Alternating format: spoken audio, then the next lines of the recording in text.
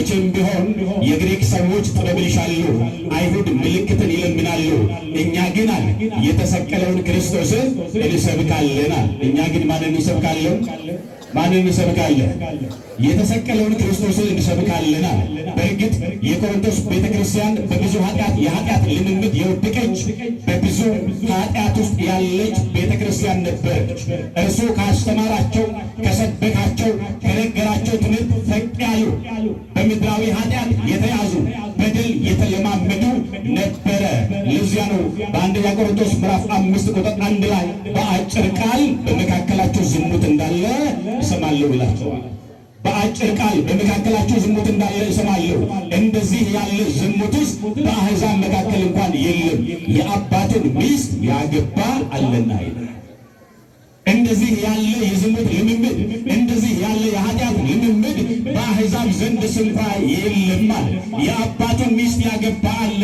ኃጢአት፣ በደል በመካከላችሁ እንዳለ እሰማለሁ። ዛሬም ብዙ በደል አለ። ዛሬም ብዙ ኃጢአት አለ። ብዙ ርኩሰት አለ። ብዙ የኃጢአት ልምምዶች በየከተማው አለ። ምዕራባውያን አባት ልጁን እንዲያገባ ፈቅደዋል በሕጋቸው። እናት ልጇን እንድታገባ በሕጋቸው ፈቅደዋል። በአደባባይ እንዲራከሱ ፈቅደዋል። ወንድ ከወንድ ያጋባሉ በቤተ እምነት፣ ሴት ከሴት ያጋባሉ በቤተ እምነት፣ ያውም ደግሞ ስሙን በሚመስል ስሙን እየጠሩ እርኩሰት አለ። የኃጢአት እርኩሰት አለ። በደል አለ። ዛሬም እግዚአብሔር በእውነት የጠብቀ ትውልድ በብዙ ኃጢአት ተለማምዷል። ለዚያ እኮ ነው ደም የሚፈሰው፣ አጥንት የሚከሰከሰው፣ ፍርድ የሚጓደለው፣ ድሃ የሚበደለው፣ ስደት መከራ የሆነው በኃጢአት ልምምድ ውስጥ ስላለን እኮ ነው። እግዚአብሔር ይጠብቀን በእውነት። በቃቸው ብለን እግዚአብሔር መቼ ነው የምንመለሰው? መቼ ነው በቃል ብለን እንደ ቃሉ እንደ ፈቃዱ እንደ ሐሳቡ ለመኖር የምንዘጋጀው መቼ ይሆን? ብዙ የኃጢአት ልምምድ አለ። ስለዚህ በመካከላቸው በአጭር ቃል ዝሙት እንዳለ ይሰማለሁ። እንደዚህ ያለ ኃጢአት አለ በአሕዛብ ዘንድ ስንኳ የለም። ከዚያ መቼም ቢሆን አይሁድ ምልክትን ይለምናሉ። ምን ይለምናሉ? ምን ይለምናሉ? ምልክትን ይለምናሉ። የግሪክ ሰዎችም ጥበብን ይሻሉ። አይሁዳውያን ምልክት ናፋቂ ናቸው። እስኪ ተአምር አድርግ ይላል። እስኪ ምን አድርግ? ተአምር አድርግ፣ እስኪ ምልክት አሳየን፣ እስኪ ምልክት በፊታችን አድርግ ይላሉ። በምልክት ያምናሉ። ግሪካውያን ደግሞ የፍልስፍና አማኞች ናቸው። በፍልስፍና ያምናሉ። ለነሱ እግዚአብሔር ማለት በፍልስፍና ውስጥ ያለ ነገር፣ ፍልስፍናቸውን አብልጠው አብዝተው ይወዳሉ። ብዙ ፍልስፍና አለ ዛሬም እኮ በዓለም ላይ። እንደ ታለስ እንደዚህ ይላል። ታለስ የተባለ ፈላስፋ ፎር ሚ አልቲሜት ሪያሊቲ ኢዝ ወተር ይላል። ለኔ የመጨረሻው እውነት ውሃ ነው ይላል። ለኔ የመጨረሻው ውሃ እውነት ምንድነው? ውሃ ነው። ውሃ በባህሪው ጠጣርም ይሆናል፣ ጋስም ይሆናል፣ ፈሳሽም ይሆናል። ስለዚህ ለኔ የመጨረሻው እውነት ውሃ ነው ይላል። ሬኔ ዲካርት የተባለ ሰው ደግሞ እኔ የለሁም አለ። ማን የለም? እኔ የለሁም ይላል። እኔ ብቻ አይደለሁም፣ ይሄ የሚታየው ዓለም ራሱ የለም። ዶንት ሌት ዩር አይ ቱ ዲሲቭ ዩ ይላል። አይናችሁ እንዲያታልላችሁ አትፍቀዱለታል። የለውም ይላል። ቆይቶ ግን ይመልሳል። አይ ቲንክ ዴርፎር አይ አም ኮጀቶ ኤርጎሰም፣ አስባለሁ ስለዚህ አለው። ምን እላለሁ? አስባለሁ ስለዚህ አለው። መጨረሻ ላይ ይመለሳል ወደ እግዚአብሔር። መጀመሪያ ግን ይክዳል። ለነ ፓይታጎረስ ደግሞ የመጨረሻው እውነት ቁጥር ነው።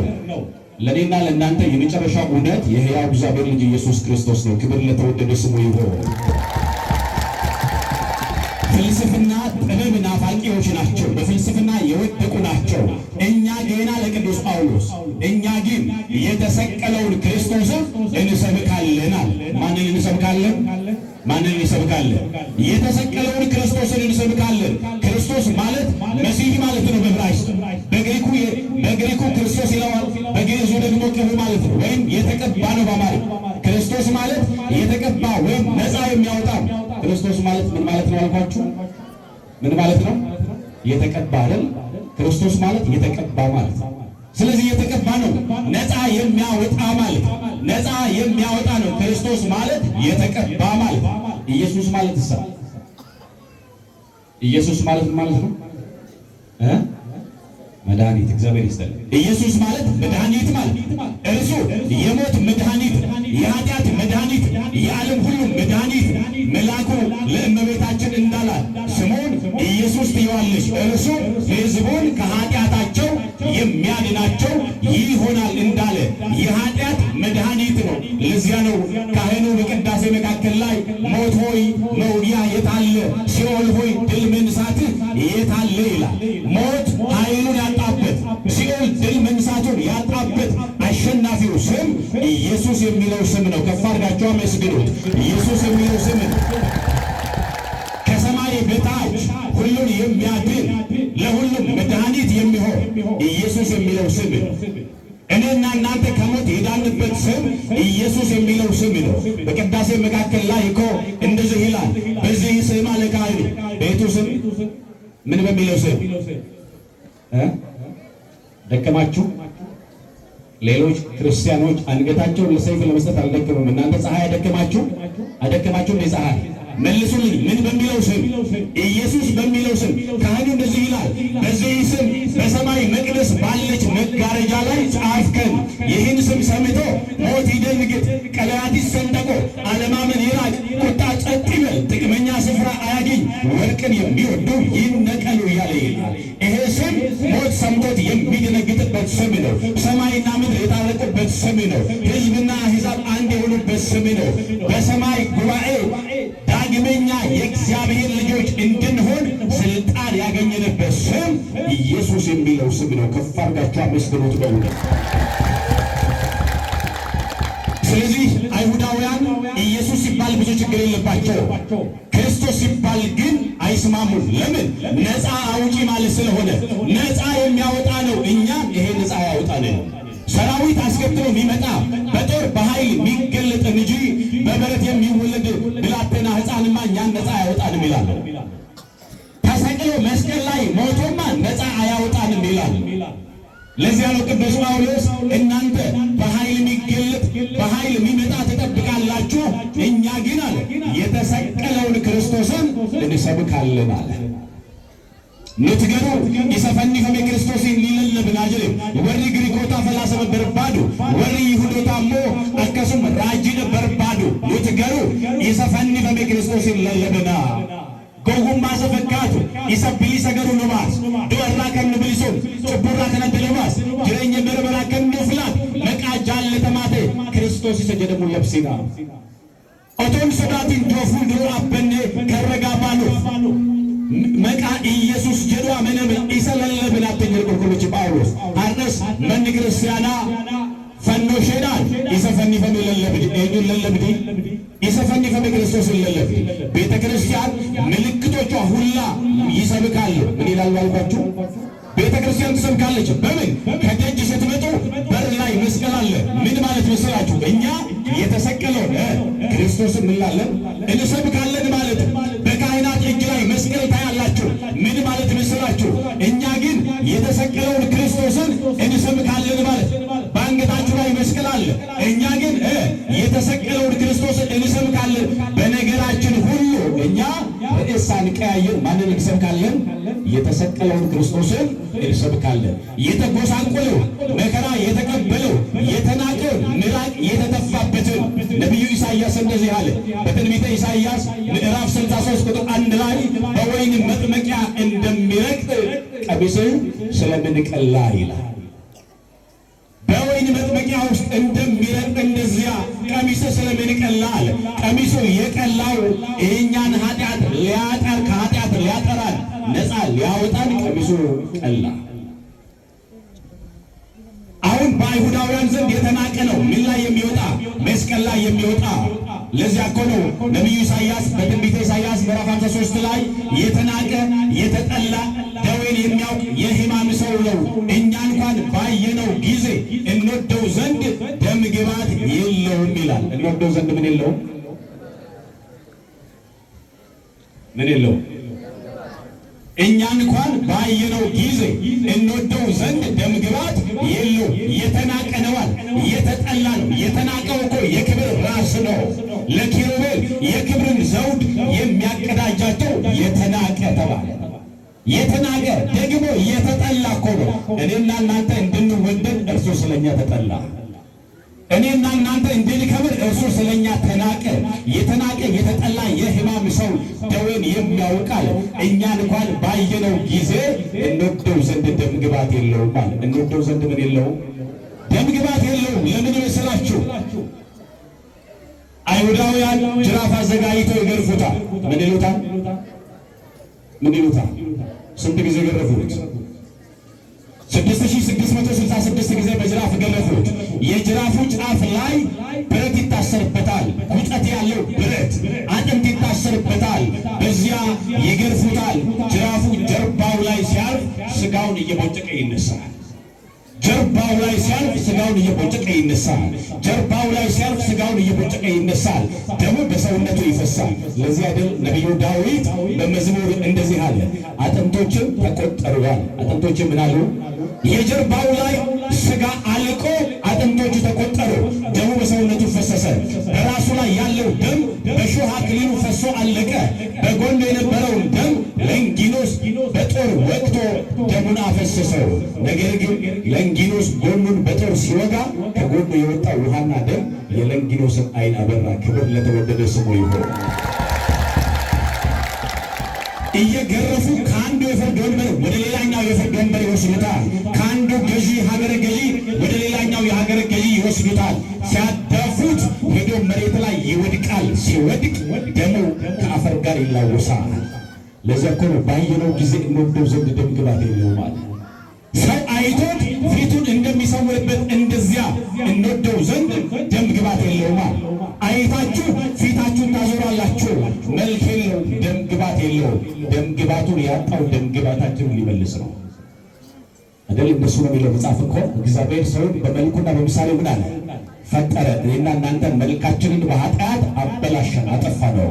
መልካችንን ሊመልስ እግዚአብሔርን የምንመስልበትን መልክ ሊመልስ መልኩን አጣ። እርሱማ በአምላክነት የነበረው ከዘላለም ዘመናት በፊት የነበረው ጌታ እርሱ አምላክ ሰው የሆነው መልካችንን ሊመልስ ነው።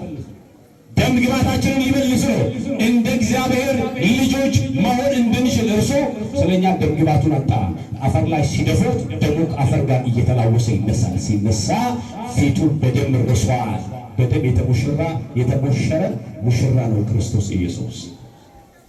ስለዚህ ይሄን የተናቀውን የተጎሳቆለውን የተሰቀለውን እንሰብካለናል። በመስቀል ላይ የሚሰቀል ለአይሁዳውያን የተረገመ ነው። ምንድነው አልኳችሁ? ምንድነው አልኳችሁ? ለአይሁዳውያን በመስቀል የሚሰቀል የተረገመ። ቅዱስ ጳውሎስ በገላትያ መልእክቱ ምዕራፍ 3 ቁጥር 13 ላይ በእንጨት የሚሰቀል የተረገመ ነው ተብሎ እንደተጻፈ ታውቃላችሁ። ክርስቶስ አለ ስለኛ እርግማን ሆኖ ከሕግ እርግማን ዋጀን ይላል። ክብር ለተወደደ ስሙ ይሁን። ከፍ አድርጋችሁ አመስግኑ። በእንጨት የሚሰቀል የተረገመ ነው። ለዚያ ነው አይሁዳውያን ሲያዩ ይሄ የተረገመ ይሉታል፣ ይሄ ርጉም ይሉታል። ግሪካውያን ሲያልፉ ይሄ ሞኝ ይሉታል።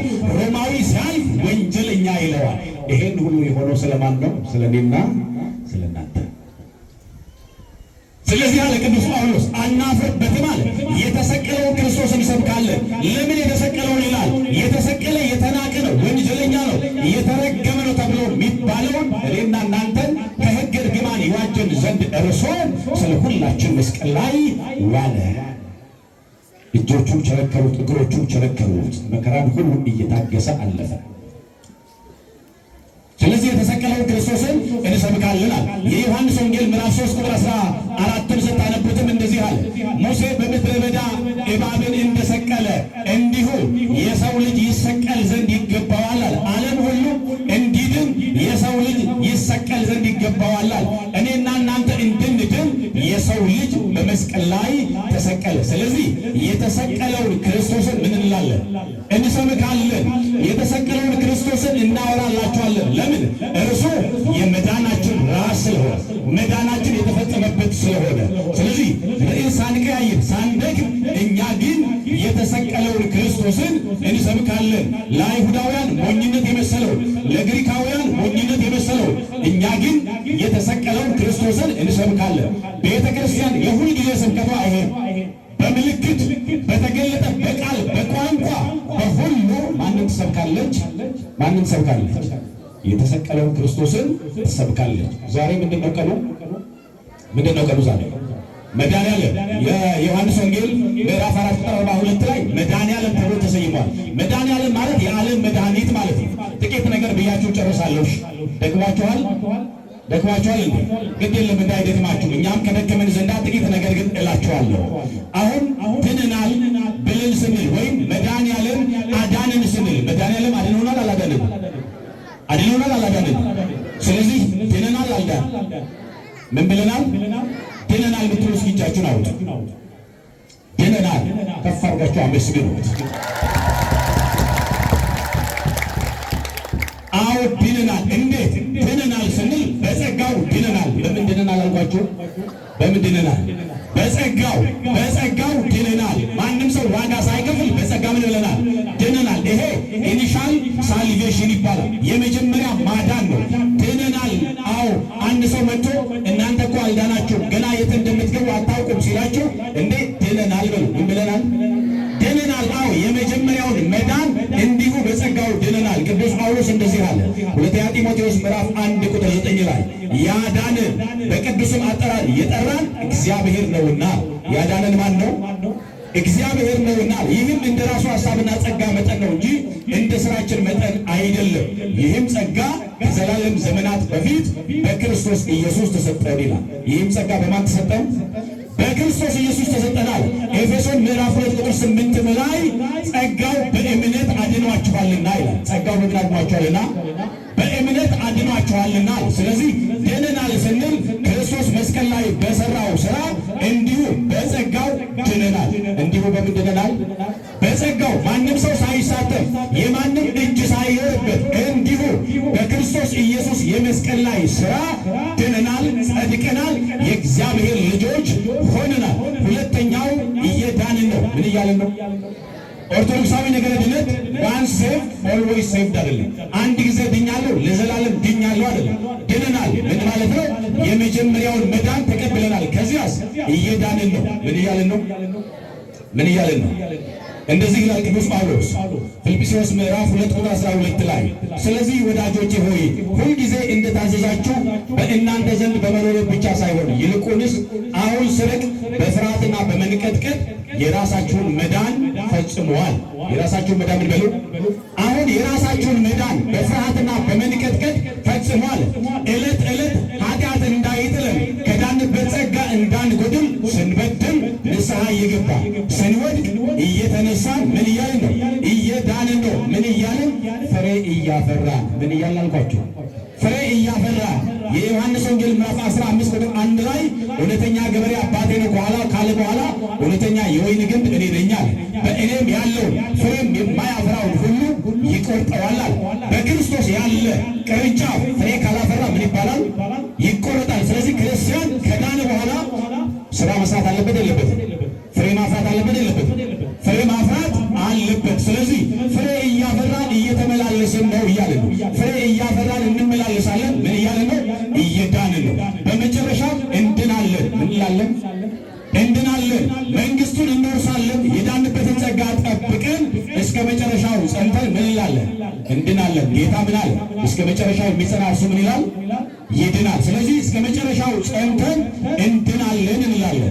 በንስሐ ተመላልሰን ሳንወድቅ ሳንክድ ከእርሱ ሳንለይ በመጨረሻ መንግስቱ ምን እንላለን? እንወርሳለን። ፈይኔር ኬናሳናል አርጁማሳናል ሆጂ ፈኖሪት ክርስቶስ ሆጀቴ ማልጀኔራ ፈይኔር አርጁማሳናል ኬናሳናል አከሱማን ፈይኔራ ቶለ ክርስቶስ ሆጀቴ እንጀቹ ለመፋ ፈያጅር ፈይነ ኬኝ ኤገኔ ደደቢውና ፈያጅር ራጅም ሰደፋን ኒፈይን ኢሰከነ ኤገኔ አመቱ ሙራት አመንታን አንጭምኔ አልቤ ዶርሲስ ለቶኒ ሶዳችሲ ጭምኔ አበኔ ሞቱማ ሳማልጅና ኒጣላ ከናፍ ዋን ሴቭድ ኦልዌይስ ሴቭድ እንጀሩ ማልንጀሩ ሂኖጀቱ ኤገፈይነ ቦዴ ፍሪዳን ሙለቹን በርባጅራል ክርስቲያኑማን ፍሪዳን ከሙለቱ ፍሪዳን ከንደጋው ፉልዶ ኬኘት ክርስቲያኑማን ኬ ይፈቲ ከልሙለተው ቀባችሁ ከናፍ ፍሪ ቡሱዳን ዴቢአ ሞቱማ ሳማልጅና ኒጣላ ኒፈይና ጀ ገለንፉል ፍኒ ዋቀዩ ዳፋተ ዋቀዩ ትንገለቴ